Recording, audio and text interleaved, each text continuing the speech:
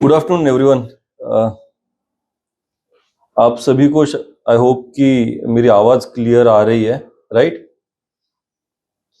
हाँ, बस मुझे आपकी रिएक्शन चाहिए इन बिटवीन वेबिनार के बीच में। अगर कोई भी प्रश्न रहे आपके, कुछ भी रहे, तो मैं आपको एक वेबिनार का एक लिंक पेज भी भेजने वाला हूँ, जिसके ऊपर एक फॉर्म है, जिसके ऊपर आप अपने क्वेश्चंस मुझसे पूछ सकते हो। मेरी एग्जिस्टिंग टीम जो है, जो टेलीकॉलिंग टीम है, वो आपके साथ कनेक्ट करके फिर मुझे 1 बाय 1 आपके साथ डिस्कस करने का मौका भी आपको मिल सकता है। तो इन सभी चीजों के साथ साथ आज हम इम्पोर्टेंट डिस्कशन है हमारी आईबीएस के बारे में।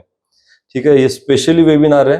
मुझे लगता है कि जो लोग कुछ जुड़े हुए हैं वो बेसिकली मेरे पेशेंट्स है, कुछ कुछ नए लोग हैं जो आईबीएस के बारे में जानना चाह रहे हैं, या फिर कुछ ऐसे लोग हैं जो जिनका आईबीएस बड़े लंबे समय से चल रहा है और उसी अकॉर्डिंगली वो ट्रीटमेंट देख रहे हैं कि क्या एग्जैक्टली आईबीएस है, आईबीएस की सच में परमानेंट ट्रीटमेंट है या नहीं, आईबीएस सच में आयुर्वेद से ट्रीट होता है या नहीं, कि मॉडर्न की ही मेडिसिन हमें खानी पड़ेगी या फिर लाइफ टाइम मेडिसिन खानी पड़ेगी। ये बहुत सारे सवाल होंगे आपके, उसी के बारे में आज हम डिटेल चर्चा करने जा रहे हैं। ठीक है, तो हम स्टार्ट करते हैं। What is IBS? ओके, नमस्कार आप सभी को। मैं हूं doctor Suhas, MD PhD Ayurveda and Panchakarma specialist, Yukti herbs Ayurveda and Panchakarma multi speciality hospital Mohali से। आज हमारा स्पेशल डिस्कशन है रिगार्डिंग आईबीएस। तो व्हाट इज आईबीएस? आईबीएस क्या है? आईबीएस का अगर आप फुल फॉर्म जानोगे तो आईबीएस है इरिटेबल बॉवेल सिंड्रोम। मतलब आपकी जो लार्ज इंटेस्टाइन है, जो बड़ियां आते हैं, उसमें क्रिएट होने वाली जो इरिटेशन है, जो उसकी मूवमेंट है, उसमें आने वाली डिसरेगुलेशन, ये है आईबीएस आपका। जो लोगों को सिम्टम्स क्रिएट होते हैं, मैं आपको कुछ सिम्टम्स के बारे में जानकारी देने जा रहा हूँ। बहुत सारे लोगों को गैस होती है, पेट में गुड़गुड़ाहट उत्पन्न होना, ठीक है। कुछ लोगों में कभी मोशन क्लियरली पास नहीं होती है, कुछ लोगों में मोशन बार बार लिक्विड के स्वरूप में पास होती है, कुछ लोगों में मोशंस कभी हार्ड कभी लूज इस तरीके से पास होती है, कुछ लोगों को मोशन पास होने के बाद भी सेटिस्फाई फील नहीं होता। इस प्रकार के सारे जो सिम्टम्स है ये आईबीएस में आते हैं, और इन कारणों की वजह से उसके जो एसोसिएटेड सिम्टम्स है, जैसे गैस बनना, एसिडिटी होना, सिर भारी होना, या फिर नींद कम आना, स्ट्रेस रहना, डिप्रेशन रहना, घबराहट महसूस होना, ये सारे सिम्टम्स आईबीएस के साथ है। तो आईबीएस के हम कुछ पैरामीटर्स को जान लेते हैं कि आईबीएस के पैरामीटर्स कैसे फिक्स होते हैं। आईबीएस में देखो, आप कितने भी डॉक्टर्स के पास जाके इन्वेस्टिगेशन क्राइटेरिया अगर फिक्स करते हो, तो वहां पे किसी भी इन्वेस्टिगेशन में कोई भी चेंजेस नहीं आते हैं। मोस्टली पेशेंट में कहीं पे भी उनको, अगर उन्होंने कोई ब्लड इन्वेस्टिगेशंस किया है, या फिर स्टूल टेस्ट किया है, या फिर उन्होंने कोलोनोस्कोपी की है, एंडोस्कोपी की है, ये सारे जो इन्वेस्टिगेशंस क्राइटेरिया है, ये करने के बाद भी उन पेशेंट्स के इन्वेस्टिगेशंस रिपोर्ट्स में कुछ भी निकलता नहीं है। तो ये समझ लीजिए कि ये मोस्टली उसके बाद डिसाइड होता है या फिर डायग्नोस किया जाता है कि ये बेसिकली आईबीएस के सिम्टम है, या फिर आईबीएस उसको डायग्नोस किया जाता है।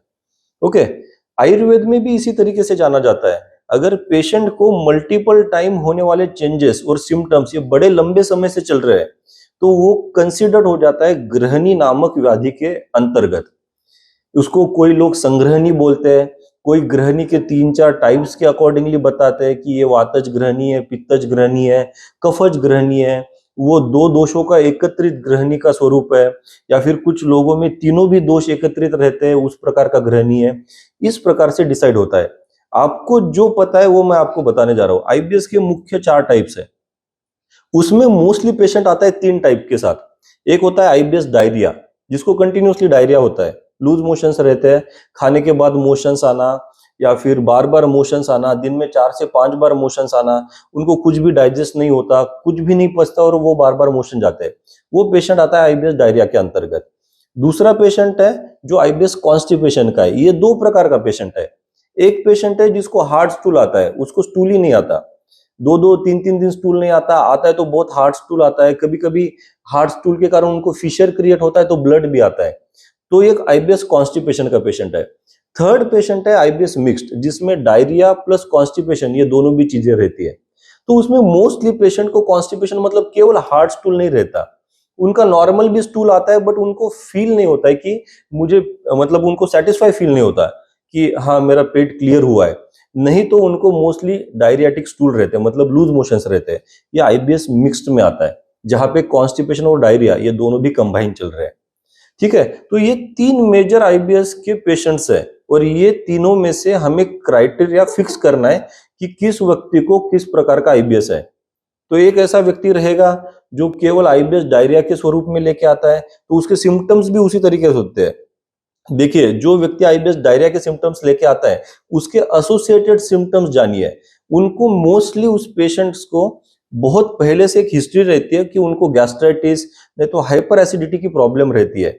उनको गैस बनना, पेट में जलन होना, डाइजेशन ना होना, ये 3 से 4 मेजर सिम्टम्स रहते हैं, जो कि उनका आईबीएस डायरिया में कन्वर्ट होते हैं, और वो बार बार मोशन की फ्रीक्वेंसी उनमें बढ़ती हुई दिखती है। That is the first patient. ठीक है, और ये आईबीएस डायरिया का पेशेंट हम डिस्कस करेंगे अभी। पहले, ये आईबीएस डायरिया के पेशेंट में होता क्या है कि उन्होंने कुछ भी खाया तो उनको पचता नहीं है, उनको भूख लगती है संभाव्य अवस्था में, मतलब कुछ कंडीशंस में उनको भूख तो लगती है, बट वो डाइजेशन जो कुछ भी किया है वो डाइजेस्ट होता नहीं है। उनके स्टूल के थ्रू वो सारा का सारा जो कुछ भी खाया है उन्होंने, उनके स्टूल में निकल जाता है। समझो भिंडी खा ली उन्होंने, भिंडी की सब्जी खा ली, तो उनके स्टूल में भिंडी के दाने दिखेंगे। अगर कॉर्न्स खा लिए तो कॉर्न्स दिखेंगे। जो कोई भी सब्जी खा ली उनके स्टूल में दिखेगा, और उनको पूरे दिन में 3 से 4 बार मोशन जाना पड़ता है। कुछ भी खाया तो शायद उनको डकारे ज्यादा आती है, पेट फूला हुआ महसूस होता है, पेट में या फिर छाती में जलन महसूस होनी, ये सारी चीजें आईबीएस डायरिया का पेशेंट लेके आता है। उसके साथ आईबीएस कॉन्स्टिपेशन का पेशेंट आता है। आईबीएस कॉन्स्टिपेशन, जैसे मैंने बताया कि 2 टाइप के पेशेंट आते हैं, जिनको हार्ड स्टूल आता है और जिनको कभी कभी स्टूल आता ही नहीं है, और आने के बाद उनको सेटिस्फाई नहीं होता कि मेरा पेट साफ हुआ है। नॉर्मल स्टूल आता है बट सेटिस्फाई नहीं होता है कि मेरा पेट साफ हुआ है, वो आईबीएस कॉन्स्टिपेशन के अंतर्गत आने वाला पेशेंट है। ये आईबीएस कॉन्स्टिपेशन का पेशेंट, हमेशा याद रख लेना, इनका गट ब्रेन एक्सिस जो बार बार बोला जाता है कि आपका गट और आपका ब्रेन का एक्सिस उसमें डैमेज होना, ये चीज सबसे ज्यादा होना शुरू हो जाती है। तो उस पेशेंट में उनके गट के साथ साथ उनकी साइकोलॉजिकल स्टेट में बड़े वेरिएशंस आते हैं। तो बहुत सारे आईबीएस कॉन्स्टिपेशन के पेशेंट को याद होगा कि वो अभी भी कुछ ऐसे मेडिसिन खा रहे होंगे, एंटी डिप्रेसेंट, एंटी एंजाइटी, या फिर स्लीपिंग पिल्स, वो खाते रहते हैं, क्योंकि उनका गट ब्रेन एक्सिस सबसे ज्यादा डिसरेगुलेट होता है या फिर डिस्टर्ब रहता है। हमेशा याद रखिए, किसी भी व्यक्ति का आईबीएस उसके वेगस नर्व के स्टिमुलेशन कम होने के कारण या फिर डिस्टर्ब होने के कारण होता है। हमारे यहाँ से ब्रेन से एक वेगस नर्व जाती है, सबसे बड़ी क्रैनियल नर्व है, वो डायरेक्टली आपके पेट के साथ, डाइजेशन के साथ इन्वॉल्व रहती है। अगर आपका कोई भी प्रीवियस हिस्ट्री में ट्रॉमा, स्ट्रेस, एंजाइटी, डिप्रेशन, या फिर बहुत कुछ चीजें ऐसी रही है जो मेंटल अनस्टेबिलिटी क्रिएट करने वाली है, उस व्यक्ति को आईबीएस होने के चांसेस बहुत अधिक है। और वाइस वर्सा है, जिस व्यक्ति ने बहुत लंबे समय से बहुत अनहेल्दी डाइट खाया है, जो लोग बहुत लंबे समय से टोबैको च्यूइंग करते हैं, स्मोकिंग करते हैं, अल्कोहल कंजम्पशन करते हैं, इन लोगों का गट डिस्टर्ब होना शुरू हो जाता है, और इमीडिएटली उसका इफेक्ट उनके वेगस नर्व के ऊपर, उनके मानसिक अवस्था के ऊपर होना शुरू हो जाता है, और उन पेशेंट में भी डिप्रेशन, एंजाइटी, नींद ना आना, ये मेजर चीजें स्टार्ट हो जाती है। ये दोनों का कनेक्शन एक दूसरे के साथ जुड़ा हुआ है। तो आईबीएस कॉन्स्टिपेशन के पेशेंट में मोस्टली कंपैरेटिवली आईबीएस डायरिया के, ये याद रख लेना कि आईबीएस डायरिया का पेशेंट जो है ये इतने ज्यादा ट्रबल्स नहीं क्रिएट करता, उनको साइकोलॉजिकल इतना इंपैक्ट नहीं होता है उनका भी वेगस नर्व डिस्टर्ब रहता है, पर उनको इतना इमीडिएटली एंटी एंजाइटी पिल्स की जरूरत नहीं पड़ती है, या फिर वो उनका पूरा थॉट उनके पेट के ऊपर कंटिन्यूअसली नहीं रहता है, जितना आईबीएस कॉन्स्टिपेशन और आईबीएस मिक्स का पेशेंट का रहता है। जिस भी व्यक्ति को आईबीएस कॉन्स्टिपेशन है, उसका कर्तव्य है कि उसको गट ब्रेन एक्सिस को फिक्स करना ही करना है, क्योंकि उसके गट के साथ साथ उसकी मानसिक अवस्था बहुत डिस्टर्ब होती रहती है, उसको साइकोलॉजिकल कंडीशंस क्रिएट होते रहते हैं, उसको डिप्रेशन, एंजाइटी, बार बार स्ट्रेस आना, या फिर नींद प्रॉपर से ना होना, ये सारे एसोसिएटेड सिम्टम्स स्टार्ट हो जाते हैं because of the dysregulation of gut brain axis. तो आईबीएस कॉन्स्टिपेशन का पेशेंट सिर्फ कॉन्स्टिपेशन की परेशानी फील नहीं करता, वो फील करता है एसिडिटी, वो फील करता है गैस, ब्लोटिंग, वो फील करता है डिस्टर्ब ऑफ मेंटल स्टेटस। ये सभी चीजों को वो फील करता रहता है। तो आईबीएस कॉन्स्टिपेशन का ये डिवाइड हो गया। अभी तक हमने देखा है कि मैंने आईबीएस डायरिया का एक पैरामीटर बताया आपको, आईबीएस कॉन्स्टिपेशन का। अब जानिए मिक्स्ड आईबीएस। मिक्स्ड आईबीएस भी इसी प्रकार का पेशेंट है, जिसमें कभी कभी नॉर्मल स्टूल आता है और कभी लूज स्टूल आता है, वो भी मिक्स्ड डायरिया आईबीएस मिक्स्ड में आता है।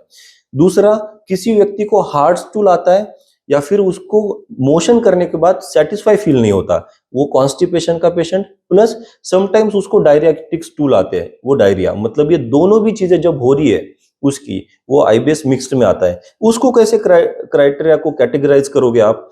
पूरे 7 दिन में आपको सबसे ज्यादा क्या आता है? अगर कोई पेशेंट है मुझे पूछता है कि सर मुझे मिक्स्ड आईबीएस है, तो मेरा प्रश्न रहता है कि आपको ज्यादा क्या होता है? आपको मोशन की फ्रीक्वेंसी ज्यादा है या फिर आपको स्टूल कॉन्स्टिपेटेड आ रहा है?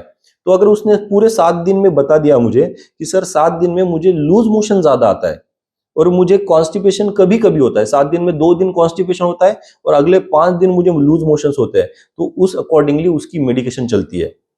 मैं बार बार ये बताता हूँ कि आईबीएस का पेशेंट बड़ा ही फिक्स तरीके से उनको मेडिसिन देनी पड़ती है, उनका डाइट प्लान बड़ा ही स्ट्रिक्टली फॉलो करवाया जाता है, तभी जाके आईबीएस ठीक होता है। IBS one of the chronic disease है।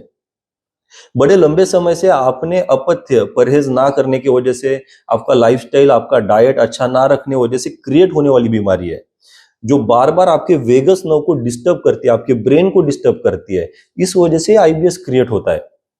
यही कंडीशन आईबीएस मिक्स्ड में भी होती है। जैसे मैंने बताया कि आईबीएस कॉन्स्टिपेशन में भी गट ब्रेन एक्सिस डिस्टर्ब ज्यादा होता है, उसी प्रकार से आईबीएस मिक्स्ड वाला भी पेशेंट साइकोलॉजिकल कंडीशंस को बहुत ज्यादा फेस करता है। उसका बार बार फोकस ही उसके पेट के ऊपर रहता है कि मुझे कभी लूज स्टूल आ रहा है, कभी मुझे हार्ड स्टूल आ रहा है, मुझे समझ में नहीं आ रहा है कि मैं किस प्रकार से स्टूल करूं, किस तरीके से चीजें करूं। इन सारी चीजों के ऊपर उसका कंटिन्यूअसली फोकस रहता है। इस फोकस के कारण उसका साइकोलॉजिकल स्टेट, मतलब उसको स्ट्रेस होना, डिप्रेशन में चले जाना, घबराहट महसूस होना और नींद की प्रॉब्लम आना, ये बड़ा ही साहजिक है। उस अवस्था में भी हम आईबीएस मिक्स्ड में गट ब्रेन एक्सिस को फिक्स करने वाली कुछ मेडिसिन का यूज करते हैं। अब आप ये जानिए कि व्हाट एग्जैक्टली इज आईबीएस, होता क्या है ये?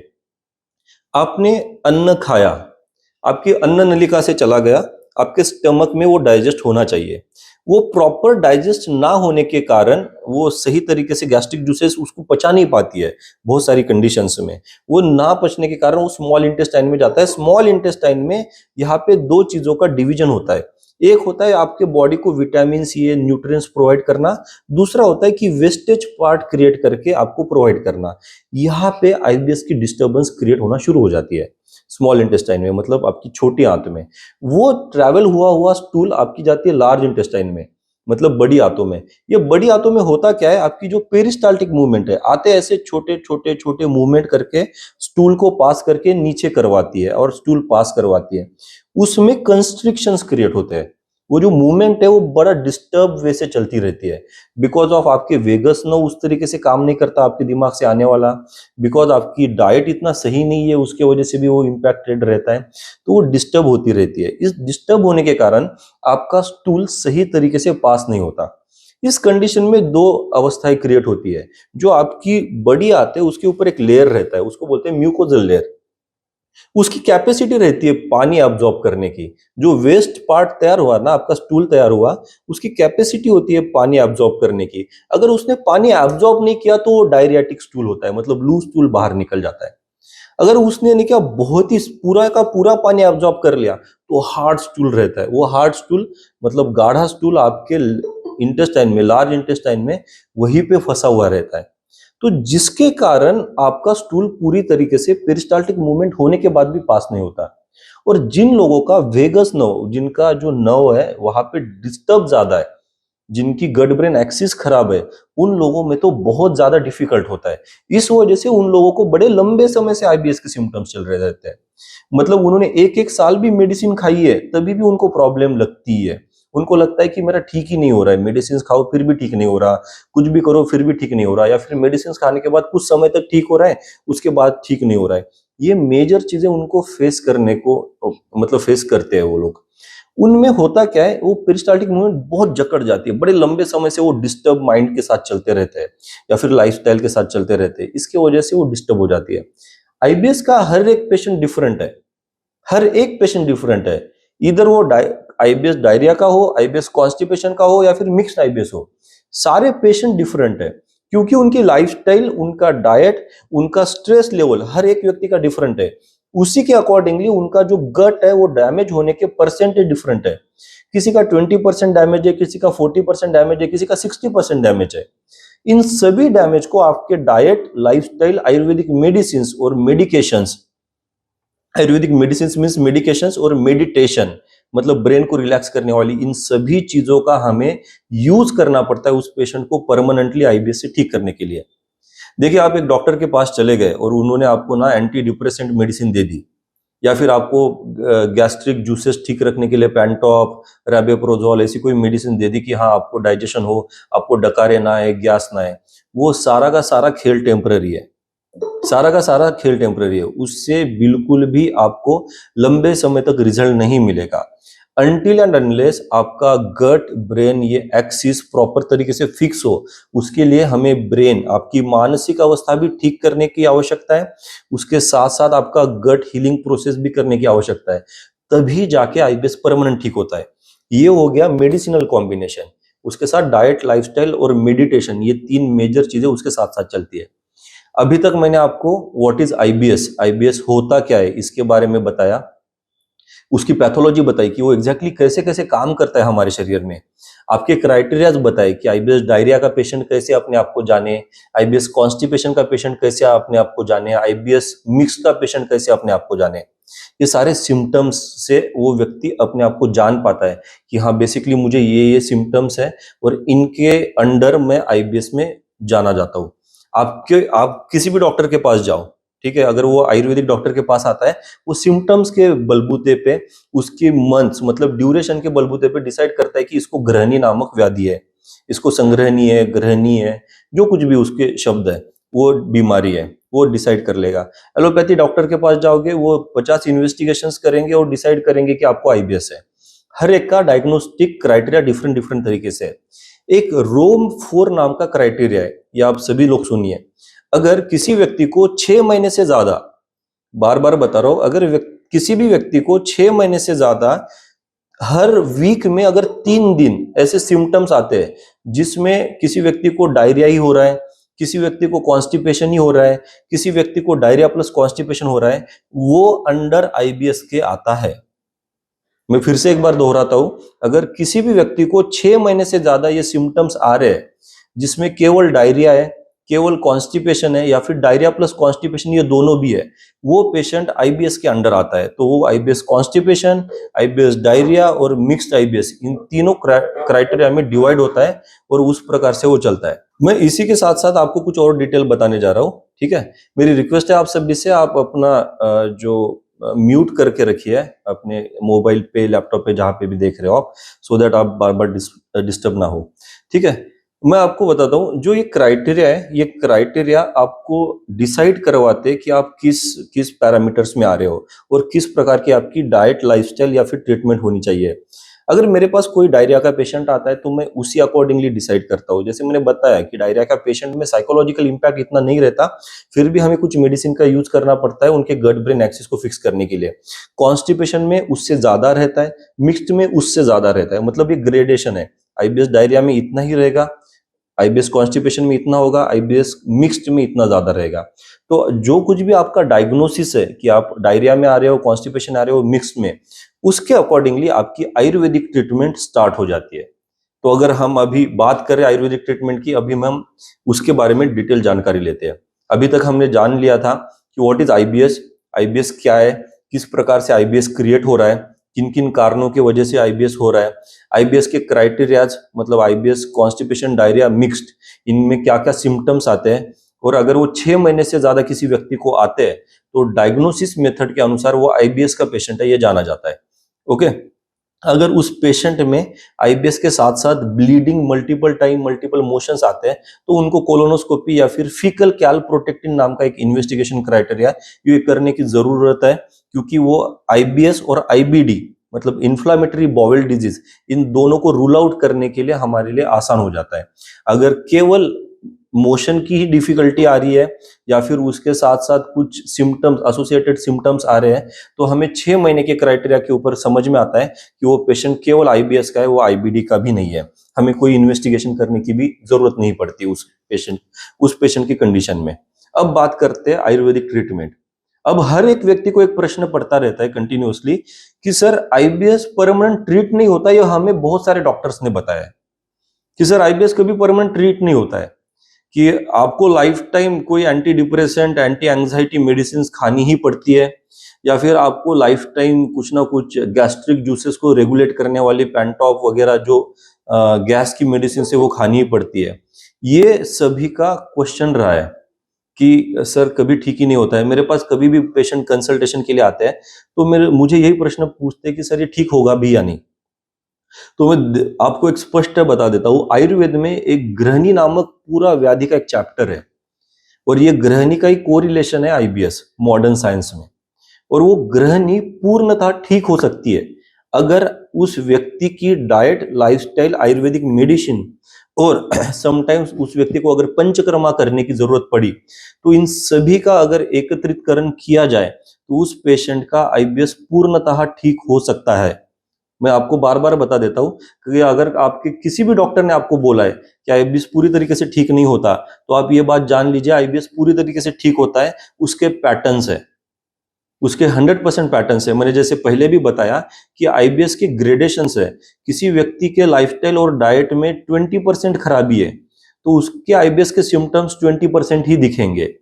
किसी की 40% है, उसमें 40% दिखेंगे। किसी के 60% है, उसमें 60% है, तो 60% दिखेंगे। हर एक पेशेंट डिफरेंट है आईबीएस का। तो आईबीएस का हर एक पेशेंट को एक एंटी एंजाइटी, एंटी डिप्रेशन या फिर स्लीपिंग पिल दे के उसको ठीक नहीं किया जा सकता। वो केवल और केवल एक टेम्पररी लाइन ऑफ ट्रीटमेंट है आपके वेगस नर्व को शांत रखने के लिए, जो आपका गट ब्रेन एक्सिस है उसको सेटल करने के लिए। अगर उस दौरान अगर आप अपने गट की हीलिंग प्रोसेस नहीं करते, आपका डाइट, लाइफस्टाइल मैनेज नहीं करते हैं, तो आपका आईबीएस पूर्णतः कभी भी ठीक नहीं होगा। तो उस चीजों के लिए बड़ा स्ट्रिक्ट डाइट, आपका लाइफस्टाइल, आपकी Ayurvedic medication according to patient, according to the gradation, according to the type, according to the percentage, कितना उस व्यक्ति ने अभी तक प्रॉब्लम हुआ है उसके। प्रभु कल्याण दास, आपकी जो कोई भी सवाल है मैं लास्ट में, वेबिनार के लास्ट में जरूर अटेंड करूंगा। ओके, अभी मैं कंप्लीट कर लेता हूँ आयुर्वेदिक लाइन ऑफ ट्रीटमेंट, आपको समझ में आ जाएगा। बाद में आपके सभी लोगों के क्वेश्चंस मैं अटेंड करूंगा। तो ये सभी चीजों के ऊपर डिसाइड होता है। कुछ पेशेंट्स है मेरे, उनके 6-6 महीने से मेडिसिन चल रही है, अभी भी मेडिसिन चल रही है, अभी भी उनके परसेंटेज में 10%, 20% सुधार या फिर बदलाव आया है। कुछ पेशेंट्स है केवल 2 से 3 महीने मेडिसिन खाने के बाद हम रसायन चिकित्सा करते हैं, उसके बाद बंद कर दिए। कुछ पेशेंट 1-1 साल से चल रहा है, अभी भी मेडिसिन चल रहा है, हर्बल मेडिसिन चल रही है, उनमें होने वाले बदलाव स्लोली स्लोली दिखने को मिलते हैं। कुछ पेशेंट्स है उनमें बिल्कुल भी रिजल्ट नहीं दिखता। वो वहां पे केवल और केवल मेडिसिन की गलती नहीं है, वहां पे उस पेशेंट का डाइट और लाइफस्टाइल की भी गलती है। उनको बार बार सजेस्ट किया जाता है कि आपको ये डाइट प्लान प्रॉपर तरीके से फॉलो करना है, अगले कुछ महीने के लिए प्रॉपर तरीके से फॉलो करना है। देखिए, हम इंडियंस में कल्चरिस्टिकली मल्टीपल टाइप ऑफ फूड है, ठीक है, और हमारा टेस्ट बर्ड उसी तरीके से बने हुए हैं। हमें चटपटा खाने की आदत है, हमें घर में अगर कुछ मल्टीपल चीजें बनी हुई दिख गई तो हमें उसके तरफ भाग के दौड़ के हमें उसको खाने की आदत है।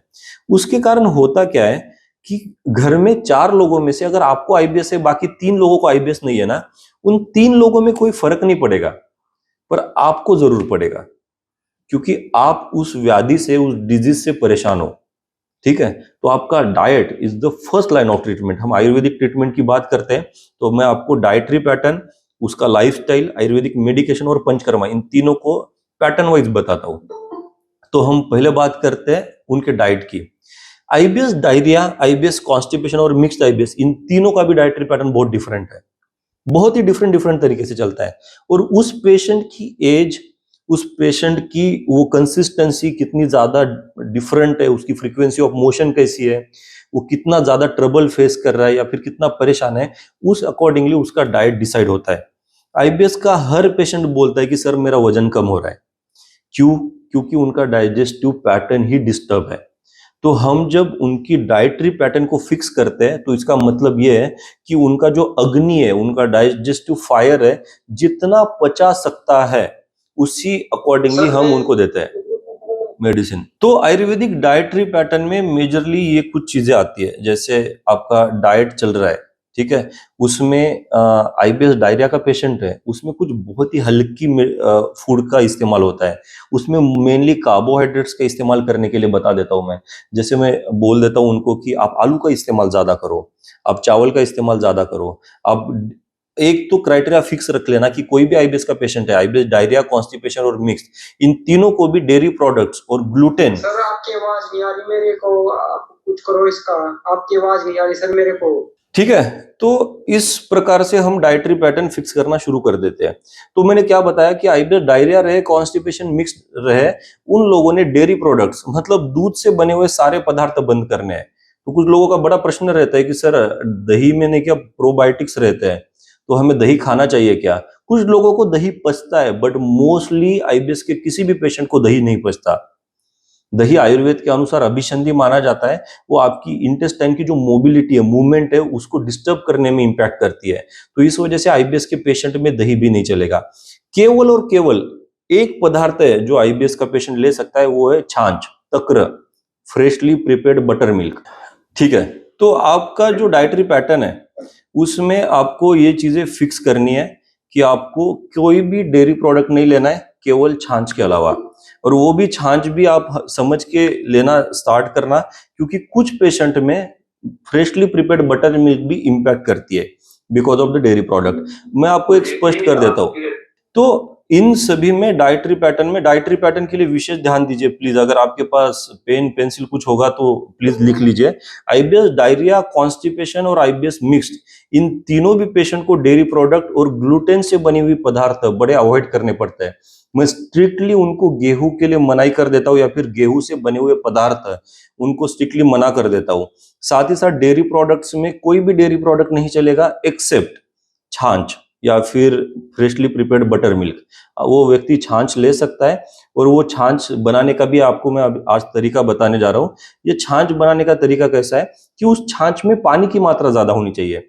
मतलब एक बड़ा चम्मच आपने दही ले लिया, एक गिलास पानी ले लिया, उसमें ग्राइंड कर लिया, उसमें हल्का सा जीरा पाउडर, काला नमक और धनिया पत्ता डाल के वही छाछ आपको लंच के टाइम में, केवल और केवल लंच या फिर ब्रेकफास्ट के टाइम में आप ले सकते हो, जिन लोगों को वो पच रहा है। कुछ लोगों को छाछ लेने के बाद भी डायरियाटिक स्टूल आते हैं, आईबीएस डायरिया के एक्सट्रीम कंडीशन में ये होता है, तो उन लोगों ने भी नहीं लेना है। आईबीएस कॉन्स्टिपेशन और मिक्स्ड आईबीएस में छाछ सहज तरीके से पचता है, आप आराम से छाछ ले सकते हो। तो these are the main criteria. इन दो क्राइटेरियाज को आप मद्देनजर रखते हो आगे चलो। ठीक है, अगला पार्ट है उस डाइटरी पैटर्न में आईबीएस डायरिया, कॉन्स्टिपेशन और मिक्स्ड आईबीएस के पेशेंट में वेरिएशंस। आईबीएस डायरिया के पेशेंट में मोस्टली जो स्टूल बंद के आना चाहिए, इस प्रकार का डाइटरी पैटर्न हम उनको सजेस्ट करते हैं, जिसमें कार्बोहाइड्रेट का प्रमाण अधिक रहता है। हम उनको बताते हैं कि उबले हुए चावल या फिर आप मूंग की दाल, इसकी खिचड़ी या फिर अलग अलग तरीके से मिक्स करके खाना शुरू करो। सभी लोगों के लिए एक कॉमन वेजिटेबल है, दैट इज गॉड्स, मतलब आपके घिया, तोरी, कद्दू, पेठा, ये उबली हुई, ये सबसे ज्यादा बेस्ट रहती है। आईबीएस के पेशेंट में तीनों टाइप में, ये याद रखिए, तीनों टाइप के आईबीएस के पेशेंट में रॉ सैलेड स्ट्रिक्टली मना है, strictly no to raw salad. आप बिल्कुल भी रॉ सैलेड नहीं ले सकते हो, या फिर रॉ फ्रूट नहीं खा सकते, क्योंकि उनकी डाइजेस्टिव कैपेसिटी इतनी नहीं है जो उनको पचा के आगे प्रोवाइड करे। जो भी व्यक्ति रॉ सैलेड खाता है उनके सिम्टम्स एग्रीवेट होते हैं आईबीएस की कंडीशन में। तो अगर कोई भी व्यक्ति आईबीएस की कंडीशन में रॉ सैलेड खा रहा है या फिर रॉ फ्रूट्स का इस्तेमाल कर रहा है तो इंपैक्ट होगा। अगर इनकेस आपको सैलेड खाना है या फिर फ्रूट खाना है, कोई मेरे पास पेशेंट एडमिट होने के लिए आता है आईपीडी में, आईबीएस का पेशेंट, उनको मैं बॉइल्ड एप्पल देता हूँ, बॉइल्ड एप्पल मैश करके खिला देता हूँ, वो उनको सहज तरीके से पचता है, उनके स्टूल में भी वो कोई भी पार्टिकल्स नहीं दिखते।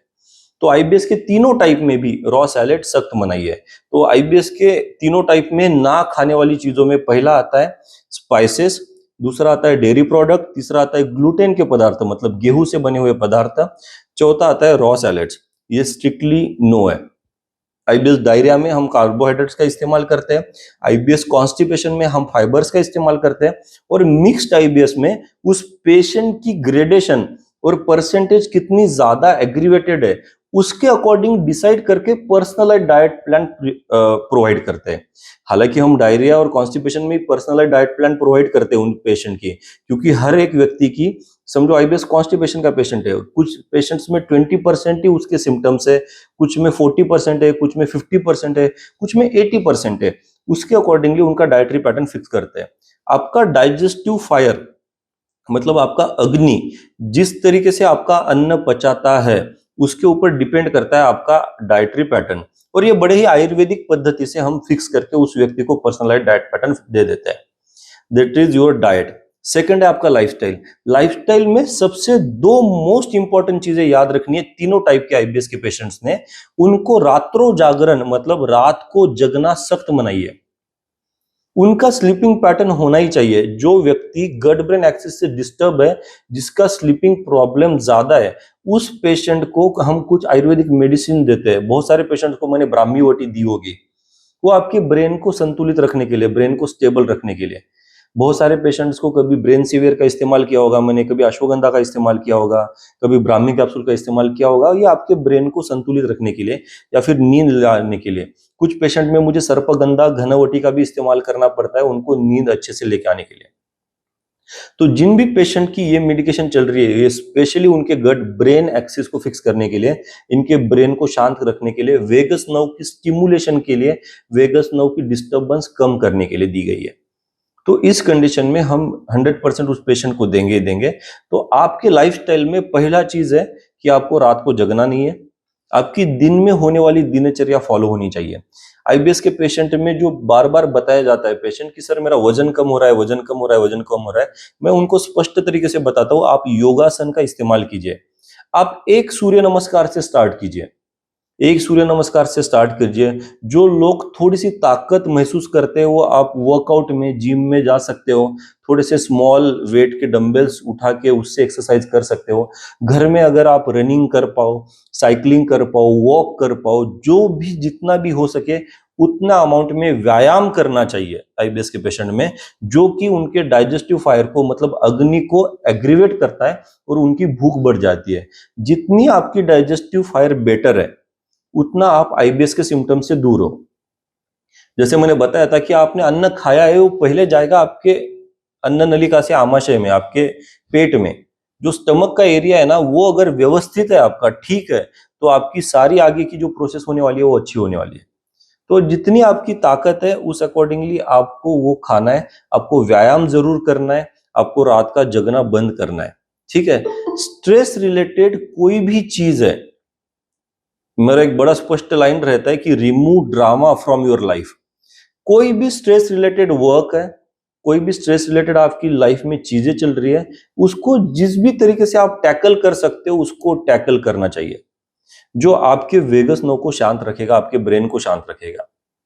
आपका फोकस स्पिरिचुअल एस्पेक्ट से होना चाहिए, आपका फोकस बुक पढ़ने के ऊपर होना चाहिए, आपका फोकस आपके माइंड को प्लेजर मतलब खुशी मिले इन चीजों में होना चाहिए, जो कि आपके ब्रेन को हमेशा अच्छा रखेगा, हमेशा शांत रखेगा।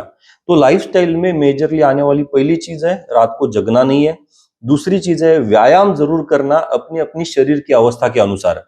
उसमें वॉक हो सकता है, सूर्य नमस्कार हो सकता है, उसमें प्राणायाम हो सकता है, उसमें ब्रीदिंग एक्सरसाइजेस हो सकती है, उसमें जिमिंग हो सकती है, वेट लिफ्टिंग हो सकती है, साइकिलिंग हो सकती है, जो भी जिस भी व्यक्ति को लगता है उस अकॉर्डिंगली आईबीएस के तीनों क्राइटेरिया में। और तीसरा मोस्ट इंपॉर्टेंट, आप अपने माइंड को हमेशा संतुलित रखें, खुश रखें, प्लेजरेबल अवस्था में रखें, जितना भी हो सके दूर रखें। और fourth and most important thing, most important, बार बार बोल रहा हूं, आपके लाइफस्टाइल में अगर टोबैको, निकोटीन का कोई भी पोर्शन, स्मोकिंग, अल्कोहल आता है तो उसको अवॉइड कीजिए। भले ही ये अल्कोहल डाइटरी फैक्टर में आता है, बट जो स्मोकिंग और आपका टोबैको कंजम्पशन है ना, वो आपके इमीडिएटली डाइजेस्टिव फायर को इंपैक्ट करती है। नॉट ओनली डाइजेस्टिव फायर, वो डायरेक्टली आपकी लार्ज इंटेस्टाइन, गट की लाइनिंग को वीक कर देती है। तो उस पेशेंट में आईबीएस से और एग्रीवेट होते होते आईबीडी में कन्वर्जन होने के चांसेस रहते हैं। और एक बार आईबीडी कन्वर्जन हो गया तो बहुत डिफिकल्ट होता है उस व्यक्ति को ट्रीट करने के लिए। तो किसी भी तरीके से कोशिश करके आप अपने एडिक्शन को अपने लाइफस्टाइल में से रिमूव करने की हर मुमकिन कोशिश कीजिए, हर मुमकिन कोशिश कीजिए, तो जाके ये सही तरीके से सेटल होना शुरू हो जाएगा। तो ये 4 मुख्य चीजें हैं जो आपकी लाइफस्टाइल का आईबीएस के तीनों टाइप में आ जाती है। तो अगर आईबीएस डायरिया है, कॉन्स्टिपेशन है या फिर मिक्स्ड आईबीएस है, उनका लाइफस्टाइल सेम ही डिसाइड होता है। अब बारी आती है आयुर्वेदिक मेडिकेशंस की। देखिए, आपको कभी भी भविष्य में anti depressant medicine, sleeping pills खानी नहीं है, या फिर उसके साइड इफेक्ट से बचना है, या फिर आपको जो बार बार दी जाने वाली गैस के लिए मेडिसिन है उससे बार बार बचना है, उनके साइड इफेक्ट से बचना है, तो आयुर्वेदिक हर्बल मेडिसिन बहुत ज्यादा यूजफुल है, बहुत ज्यादा यूजफुल है। आपके गट के हीलिंग प्रोसेस को ठीक करने के साथ साथ आपके गट ब्रेन एक्सिस को भी फिक्स करने के लिए।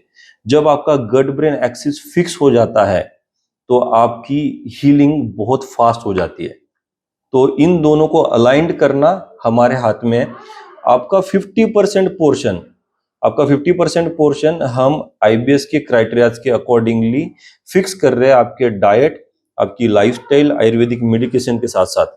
ठीक है, आपके हाथ में डाइटरी पोर्शन और लाइफस्टाइल, ये 2 मेजर चीजें हैं जो कि 50% वर्क करती है। बाकी 50% वर्क करता है आपका आयुर्वेदिक डाइट और पंचकर्मा की थेरेपी। बहुत सारे पेशेंट्स को मुझे बोलना पड़ता है कि आपका मेडिसिन से अभी कुछ विशेष रिजल्ट नहीं आ रहा है, आप मेरे पास आईपीडी में एडमिट होने आ जाओ 4 से 5 दिनों के लिए, सो दैट मैं कुछ पंचकर्मा थेरेपीज करूं जो कि इमीडिएटली रिजल्ट्स दे। उसमें एनिमा थेरेपी है, शिरोधारा है, बस्ती है, मसाजेस है, ये बहुत सारी अलग अलग पेशेंट के अकॉर्डिंगली थेरेपीज की जाती है जो फिक्स की जाती है। तो इस प्रकार से हम इन सभी चीजों को फिक्स करते हैं। देखिए, आपके जो कोई भी सवाल है मैं इस वेबिनार के अंत में जरूर करूंगा। ठीक है, आपकी जो वेबिनार की जो पैटर्न है मैंने आपको फिक्स करके बता दिया है कि व्हाट इज आईबीएस, आईबीएस होता क्या है, कैसे क्रिएट होता है बॉडी में, उसके कॉजेस क्या है, कारण क्या है उसके आईबीएस के टाइप्स कैसे है, और आईबीएस की आयुर्वेदिक ट्रीटमेंट कैसी है। अगर आपको पूरी तरीके से ठीक होना है तो मॉडर्न मेडिसिन को अवॉइड करके कुछ हर्बल मेडिसिन खाओ जिसका कोई साइड इफेक्ट नहीं है और जो लॉन्ग टर्म और परमानेंट रिजल्ट देने वाली है। इस तरीके से आयुर्वेद के तरीके से हम आईबीएस को परमानेंटली ठीक कर सकते हैं। ये आज के लिए यही है हमारा आईबीएस के ऊपर डिटेल वेबिनार। मैंने आपको इसमें आई होप कि मैंने सारे पॉइंट्स कवर किए। आप मोस्टली मेरे जो मैं देख पा रहा हूँ बहुत सारे मेरे पेशेंट्स हैं जो आईबीएस के बारे में जानने के लिए या फिर जानने के लिए आए हैं इस वेबिनार में। आप मुझे 1-on-1 बात कर सकते हैं। आपके जो टेली एग्जीक्यूटिव्स है जिनके साथ आप कनेक्टेड हो उनको आप क्वेश्चंस भेज के उनसे पूछ सकते हो।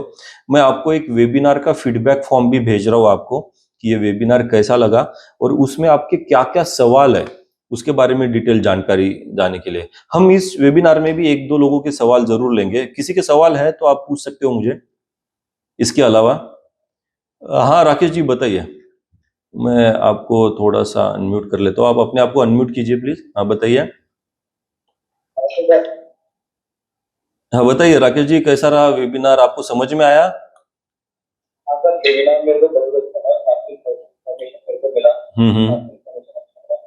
बस मेरा एक ही सवाल है, मेरे को जो आपकी प्रॉब्लम है ना सर, मेरे को भूख बहुत ज्यादा लग रही है, खाना खाने के बाद भी बहुत भूख महसूस हो रहा है। ओके ओके, आपका क्या आईबीएस डायग्नोज डिटेक्ट किया है हमने? आईबीएस मिक्स, डायरिया या फिर कॉन्स्टिपेशन?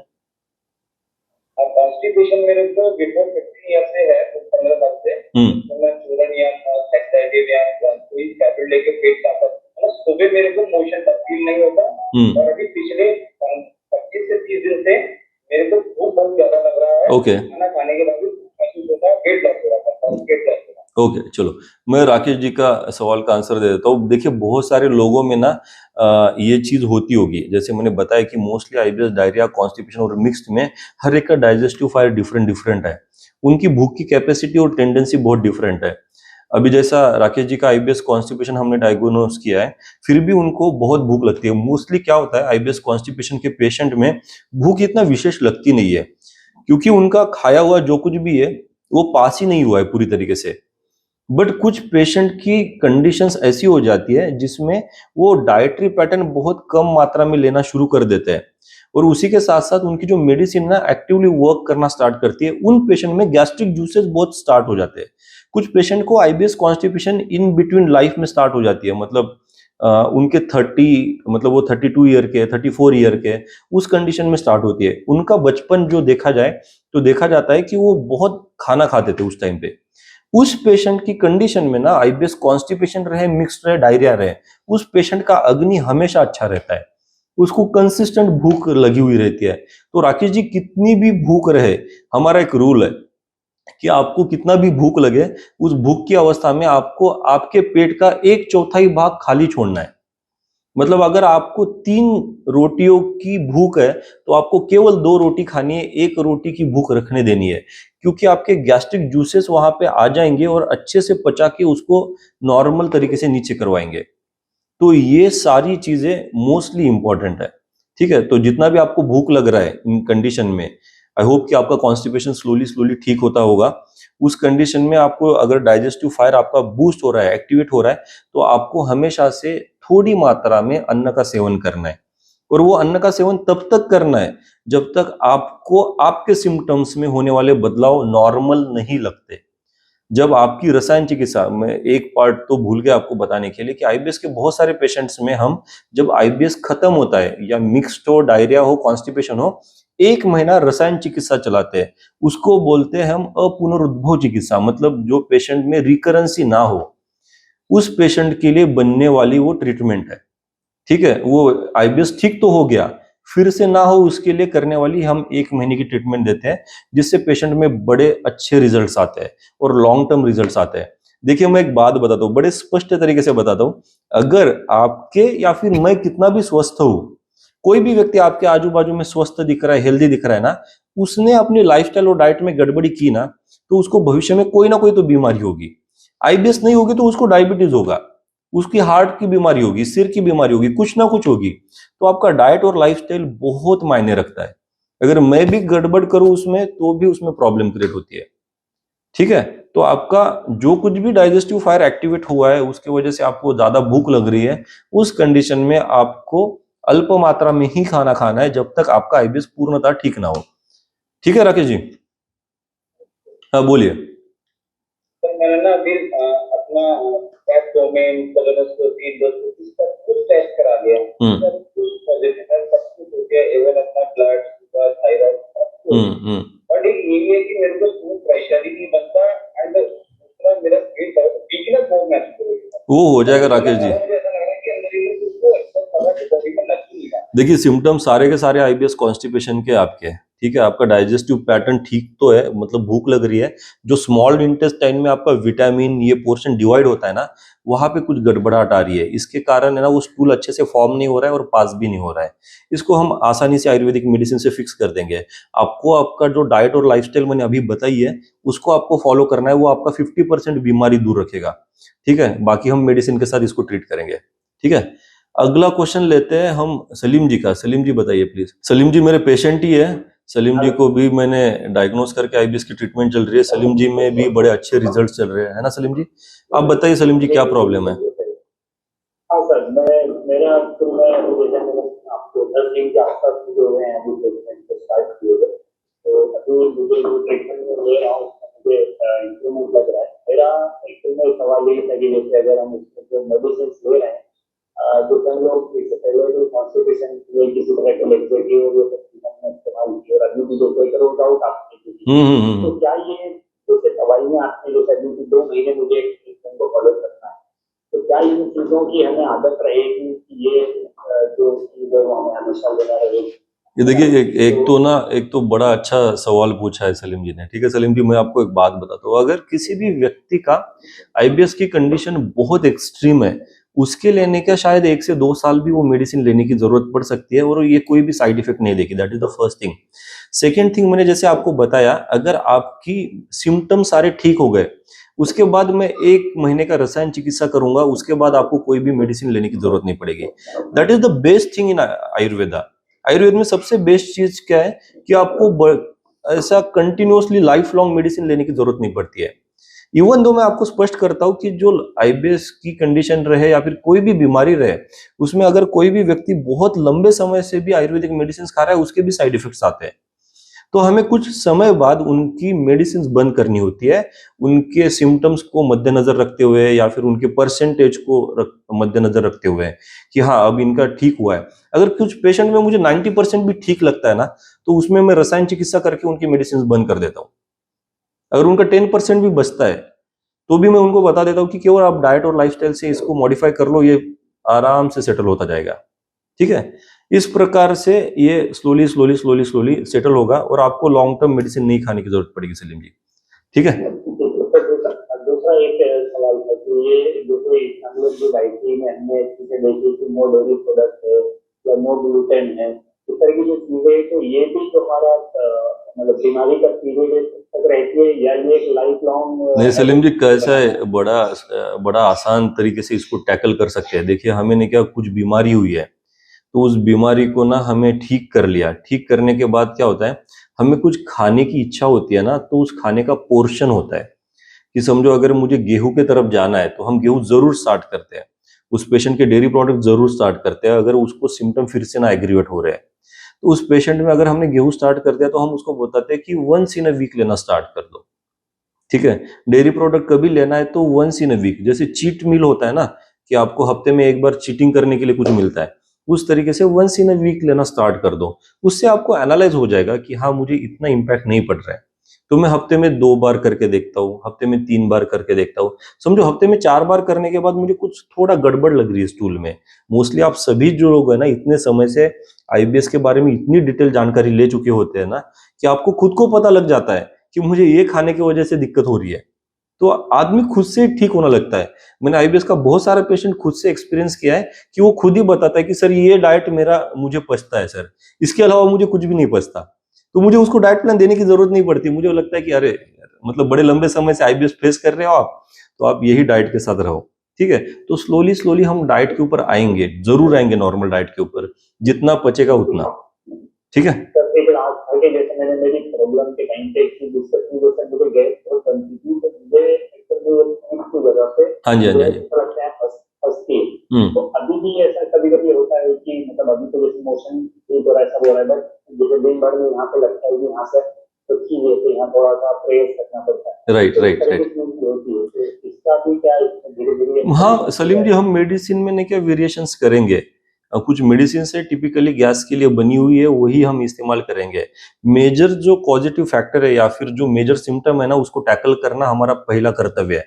रूट कॉज को हटा दे, फिर बाद में जो एसोसिएटेड सिम्टम है, ये गैस की वजह से इधर उधर ट्रैवल होना, गैस दर्द होना, एसोसिएटेड सिम्टम्स है, वो समटाइम्स इन मेडिसिन के साथ ही ठीक हो जाती है, या फिर कभी जरूरत पड़ी तो हम एड ऑन कर देते हैं उसमें। तो तभी हम कुछ मेडिसिन का यूज करके हम इसको फिक्स कर देंगे। ठीक है। Okay okay okay. मतलब मेरे को अच्छा ट्रीटमेंट अभी मिल रहा है। हाँ अभी हाँ वो बताना चाहूँ तो मैं 4 साल से इन चीजों से परेशान हूँ। एंडोस्कोपी बहुत बार मुझे है, बॉम्बे भी जा चुका हूँ, सब कुछ है। अभी ये 10 दिन है, काफी अच्छे निकल रहे हैं। आगे देखिए जो सलीम जी, बताना बड़े चाहूँगा। लंबे समय से सारे इन्वेस्टिगेशंस बॉम्बे के बड़े बड़े डॉक्टर के पास जाके आए हैं। वो बॉम्बे के बड़े मानी गैस्ट्रोएंटरोलॉजिस्ट के पास भी जाके आए, उनको अभी डॉक्टर बंका जी, हाँ। तो अभी उनको थोड़ा सा अच्छा रिजल्ट आ रहा है with Ayurvedic medicine. I hope कि सलीम जी कुछ समय में जल्दी आपको फिक्स कर देंगे इस चीजों को। ठीक है। राहुल पटेल, राहुल जी बताइए, आपका कोई सवाल है तो प्लीज, मेरी रिक्वेस्ट है, आप सभी के बहुत सभी लोगों के क्वेश्चंस है, आप अगर किसी मेरी टेली एग्जीक्यूटिव से आप अगर कनेक्ट करके फिर से वन ऑन वन करोगे तो ज्यादा बेहतर रहेगा, क्योंकि हमारा वेबिनार का समय केवल 1 आवर का था।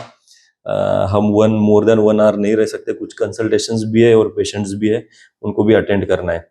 कुछ कुछ लोगों के क्वेश्चंस ले लेंगे। राहुल पटेल प्लीज अनम्यूट करके आप प्लीज पूछ लीजिए। हाँ जी doctor. Hi doctor. Hi hi hi Rahul. मुझे जानना था जो प्रोबायोटिक और प्रीबायोटिक को अपने फूड चार्ट में कैसे इनकॉर्पोरेट किया जाए? राहुल, दो चीजों की तरीके से यूज करते हैं मोस्टली ना। मैं कभी भी पेशेंट को आयुर्वेदिक पद्धति से प्रोबायोटिक का इस्तेमाल करने नहीं देता हूँ। मेरी जो कुछ गट हीलिंग हर्ब्स का इस्तेमाल करता है, जैसे बिल्व है, कूटज है, शतपुष्पा है, इन हर्ब्स का यूज करता हूँ जो कि एक्टिवली वर्क करते हैं। सेकेंड इंपॉर्टेंट चीज, हमारे गट में गुड बैक्टीरिया और बैड बैक्टीरिया का प्रोसेस चलता है जो डिसबायोसिस नाम से जाना जाता है। अगर आपके गुड बैक्टीरिया अच्छे हैं तो आपका कोलॉन बड़ा अच्छा है, अच्छी तरीके से मोशंस होगी, सब कुछ चीजें होगी। अगर आपके बैड बैक्टीरिया ज्यादा बढ़ रहे हैं तो कोलॉन को डिस्टर्ब करते रहेंगे, पेरिस्टाल्टिक मूवमेंट खराब करते रहेंगे, आपको डायरिया या फिर कॉन्स्टिपेशन क्रिएट करेंगे। उस कंडीशन में किसी पेशेंट में डायरिया बहुत ही ज्यादा है, एक्सट्रीम आईबीएस डायरियाटिक कंडीशन है, उस पेशेंट में प्रोबायोटिक का इस्तेमाल करने के लिए मैं सजेस्ट करता हूँ in case if requirement is there. उसमें भी परसेंटेज है, अगर वो 80% आईबीएस डायरिया से प्रभावित है, इंपैक्टेड है, तभी मैं उस पेशेंट में प्रोबायोटिक का इस्तेमाल करने के लिए सजेस्ट करता हूँ। अदरवाइज आयुर्वेदिक मेडिसिन बहुत अच्छे तरीके से डिसबायोसिस कंडीशन को ठीक करती है, सेटल करती है, आपकी गट की लाइनिंग को फिक्स करती है, इन्फ्लामेटरी कंडीशन सूजन को कम करती है और पेरिस्टाल्टिक मूवमेंट को फिक्स करके गट ब्रेन एक्सिस को फिक्स करती है। तो आपको प्रोबायोटिक या फिर प्रीबायोटिक इन दोनों का भी इस्तेमाल करने की आवश्यकता नहीं पड़ती है। कुछ कंडीशन में मैं भी उनको प्रोबायोटिक मतलब लैक्टोबैसिलस उनको सजेस्ट करता हूँ जो कि उनमें बड़े अच्छे रिजल्ट देती है। आईबीएस डायरिया आईबीएस कॉन्स्टिपेशन और मिक्स्ड आईबीएस में मैं मोस्टली अवॉइड करता हूँ प्रोबायोटिक का इस्तेमाल। राहुल, अभिजीत जी प्लीज पूछिए अपना सवाल। Sir thank you very much. हाँ जी, हाँ जी, अभी मैं ये की क्वेश्चन पूछूंगा कि why to choose Yukti herbs only? You can choose anything Abhijeet ji. मेरा तो बड़ा सिंपल सा जेस्चर है। मेरे पास आईबीएस का सारा पेशेंट ठीक नहीं होता है, मैं स्पष्ट तरीके से बताता हूँ, ठीक है। अगर मेरी नहीं क्या कैपेसिटी में 100 में से 80 भी पेशेंट ठीक करूँ ना, तो it's my by the grace of God and by the experience, इस तरीके से चलता है। मैं आईबीएस के पेशेंट के लिए, एक मिनट में कंप्लीट करता हूँ अभिजीत जी। मैं ये पूछना चाहता हूँ कि आपकी जो बनाने की मेडिसिन बनाने की प्रोसीजर है वो स्टैंडर्डाइज है या फिर कुछ और है? क्योंकि मैंने तो देखा है, आपके रिजल्ट्स देखे हैं, मैंने आपके रिव्यू देखे, उसके बाद ही आपको ज्वाइन हुआ। बस अभिजीत जी मैं वही उसी के बात पे आ रहा हूँ, मैं उसी के बात पे आ रहा हूँ। देखिए युक्ति हर्ब्स, व्हाई युक्ति herbs, it's a good point, valid point. First thing, मेरा पीएचडी गैस्ट्रोएंट्रोलॉजिकल डिजीजेस में है, मैं टिपिकली पेट की बीमारियां देखता हूँ और मेरा experience over the period of time केवल आईबीएस आईबीडी के पेशेंट के ऊपर ज्यादा फोकस्ड रहा है। Second, over the period of time जितनी भी वेरिएशंस करनी है मुझे मेडिसिन में, हर्ब्स में, उसको मैं बड़े ही पैटर्नाइज चूज करता हूँ। It's not like only from one state I choose a particular extract of that medicine. मैं बहुत सारे मल्टीपल स्टेट से वो एक्सट्रैक्ट कलेक्ट करवाता हूँ, उसको पैथोलॉजिकल स्टैंडर्डाइजेशन प्रोसेस में डालता हूँ और उसकी एग्जामिनेशन करने के बाद, वेरीफाई करने के बाद मैं प्रोसीड करता हूँ। सो नॉट ओनली यू, मेरे बहुत सारे अब्रॉड में भी पेशेंट्स में मैं मेडिसिन यूज करता हूँ। So we use some high quality standardise medicine. बहुत सारी मार्केट में केवल और केवल बेल का चूरन बहुत कम मात्रा में मिलता है, मतलब सस्ते स्वरूप में भी मिलता है। युक्ति हर्ब्स में हमें वो स्टैंडर्डाइजेशन और ये प्रोसेस या सारी चीजें करने के बाद जो फाइनल एक्सट्रैक्ट मिलता है वो हाई क्वालिटी मिलता है। इस वजह से I prefer the medicine from युक्ति हर्ब्स ओनली।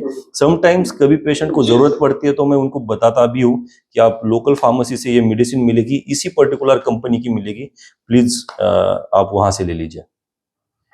जी सर, मैंने आपके रिव्यू देखे, इसलिए मैं आपसे जुड़ा हुआ हूँ। जरूर रिजल्ट आने शुरू हो गए। Nice. खाली एक बात पूछनी थी कि अभी ये मिक्स पैटर्न का जो है वो सबसे हाईएस्ट लेवल पे जाता है क्या? मतलब डायरिया फिर कॉन्स्टिपेशन, उसके बाद हायर लेवल पे मिक्स पैटर्न है। आप ये समझ लीजिए कि ये पैटर्न तो सारे ग्रेडेशन अलग अलग है, बट आईबीएस मिक्स्ड में होने वाले जो सिम्टम्स है, उसकी ट्रीटमेंट है और उसका जो गट ब्रेन एक्सिस का डिस्टर्बेंस है ना, उसकी ग्रेडेशन और क्राइटेरिया बड़ी हाई है। उसमें पेशेंस से काम करना पड़ता है, मल्टीपल वेरिएशंस ऑफ मेडिसिन का यूज करना पड़ता है, तब जाके रिजल्ट आता है। क्योंकि इसमें डायरिया और कॉन्स्टिपेशन दोनों भी चल रही है, तो एट द सेम टाइम हमें विचार करके मेडिसिन में बदलाव करना, डाइटरी पैटर्न में बदलाव करना, ये सारी चीजें करनी पड़ती है, तब जाके रिजल्ट आता है। Thank you so much Abhijeet ji, thank you so much. मेरी रिक्वेस्ट है कि आप सभी को, मैं अभी आपको एक वेबिनार का फीडबैक फॉर्म अभी भेज रहा हूँ, प्लीज आप वो फीडबैक फॉर्म भर लीजिए। कुलजीत जी मैं आपको डायरेक्टली बात करूंगा, मैं बात करूंगा आपसे, जरूर बात करूंगा, ठीक है। आपको वेबिनार फॉर्म भेज रहा हूँ, प्लीज आप वो फीडबैक फॉर्म भेजिए। उसमें आपके कोई पर्सनल क्वेश्चन है तो आप पर्टिकुलरली नोट करके भेज दीजिए मुझे। ओके, जिन्होंने भी फीडबैक फॉर्म वो भर रहा है, मैं उनको ई बुक प्रोवाइड करने वाला हूँ, आईबीएस की बुक, जो आप आराम से पढ़ के उसको फिक्स कर सकते हो। आपको पता लगेगा कि आईबीएस के क्या क्या कंडीशन है। तो मेरी रिक्वेस्ट है, आप सभी वो फीडबैक फॉर्म जरूर फिल करके मुझे प्रोवाइड कीजिए, और आप 1-on-1 मेरे एग्जीक्यूटिव जो जो आपके साथ कनेक्टेड है उनसे बात करके मुझसे जो कुछ भी क्वेश्चन है या फिर प्रॉब्लम चल रही है वो बाद में डिस्कस कर रहे हैं। अभी एक ही नहीं है, मैं बाद में भी आईबीएस के ऊपर वेबिनार करने जा रहा हूँ, ठीक है। उसमें फिर से मैं, आप लोग अगर इंटरेस्टेड हो, जुड़ना चाहते हो तो जुड़ सकते हो। आज के लिए इतना ही। धन्यवाद, आप सभी का धन्यवाद।